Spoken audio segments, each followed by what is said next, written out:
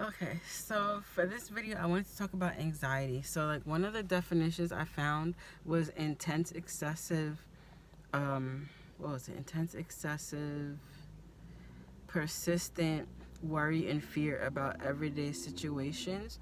And basically, when you look at that definition, you realize like the everyday situations are normal things that people go through.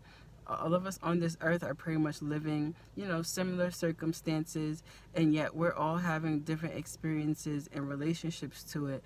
And why is that? It's because of what we believe to be true. So when we're experiencing these situations, our mindset about it is what's going to determine how things can affect us. So it really comes down to our belief system. And it's the same thing with the other part of the definition about feeling the intense worry and fear. Worry and fear don't have to mean anything unless you believe it has the power to, cripple you and cause you to feel like paralyzed and feel like you're just stuck and you literally can't, get out of it.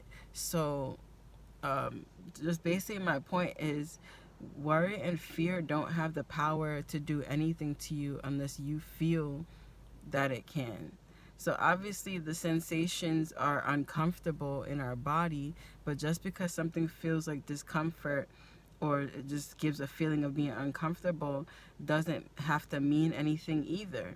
Because if you neutralize those feelings and emotions and you decide to say, that's just one of the emotions we experience, as being a human being, like even someone who has the best mindset is allowed to feel sad. They're allowed to cry. Even the most wealthiest person who has all the money in the world, they're allowed to feel sad. They're not going to lose their money just because they get angry or upset. Like, think about celebrities. A lot of them go through anxiety, fear, especially being in the limelight. But going through that and being famous doesn't take away their money. So it's just being able to realize that no matter what circumstances you're going through, that doesn't tell you how you get to identify yourself. Like, it doesn't really have anything to do with your identity unless you believe it does. So when you identify so deeply with those emotions and you have this belief that, oh, because I feel anxiety, this means this is going wrong, or because I have anxiety, this means nothing is going to work out in my favor, or because I have anxiety, I'm not good enough, I'm not worthy. Like, no, you got to separate those interpretations from those feelings and allow yourself to have the freedom to be however you want to be and just know, okay, I could have an off day, but my identity is someone who's worthy. A worthy person is allowed to feel whatever they want to feel, but at the end of the day, they still know they're worthy. And that's the difference. A lot of us are confusing these emotions and feelings with who we are, and then we feel like it's discouraging because we feel like if we're not 100% happy all the time, that something's wrong. That's really the only thing that we need to change, the assumption that the feeling or sensation of anxiety means that there's something going wrong. Like, you're not doing anything wrong for having feelings. So when you can give yourself that freedom to say, you know what, that doesn't mean anything, you instantly feel that weight lifted because now, I could feel whatever I want to feel, but that has nothing to do with me getting what I want or having the life that I want. So I think when you can give yourself that freedom, you'll naturally realize that you have no limitations anymore. So you don't even have to do anything. Just being aware of the fact that that doesn't matter anymore. Now, when anxiety and fear come up, you'll just be like, oh, that's whatever. Like, you take away the belief that that means something's wrong.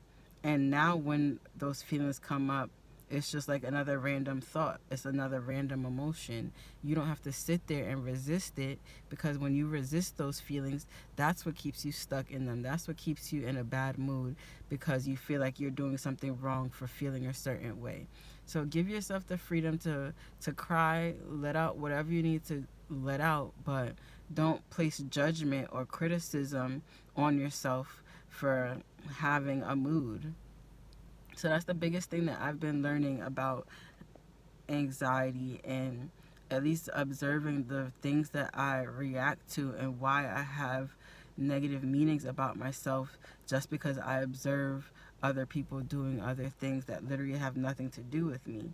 So obviously it's a work in progress for me, because even recently I still had things that bothered me. But even giving yourself the compassion to say it doesn't even matter how many times you react, you don't have to beat yourself up about it. But after a certain point you have to be like, okay, you know what, enough is enough. Like, to even continue having this reaction is unnecessary when you know you can't do any wrong.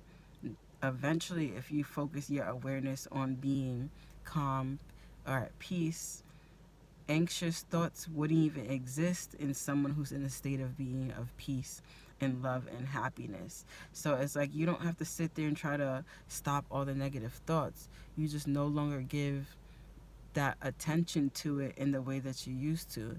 You no longer feel the need to react to anything because you know that it doesn't mean anything to you anymore. So just stepping into a person who no longer has anxiety or struggles with emotions, how would that person handle those feelings? How would that person handle stressful situations? Like, a stressful situation honestly can't exist anymore now that you see that there's no reason for it, or now that you see that you can give something a better meaning or a better definition than being stressful. Like, take those things out of your vocabulary. Even taking the word anxiety out of your vocabulary, once you realize what you were using it for and what it was teaching you, you can just let it go. So I think for me, the biggest thing about anxiety was being able to be compassionate, not judging myself, and realizing that no, you don't have to believe in negative situations, and you don't need to go through negative things just to learn some life lessons. You can literally just choose to have a happy, positive life just because that's your choice and your preference. You don't need any other reason other than that. You don't need to create obstacles to overcome just so you can say, I went through that and this made me a stronger person. No, you just choose to be a strong person. Oh, the other thing I want to say is the biggest thing is dealing with shame. Like, you don't have to be ashamed of your feelings. So if you let go of the idea that you're doing something wrong and just comfort yourself and be compassionate, it becomes easier to allow those emotions to pass a lot faster. Like, you could literally feel the sensation of anxiety coming up and instantly be like, oh, you know what, I got this. And it be gone just like that.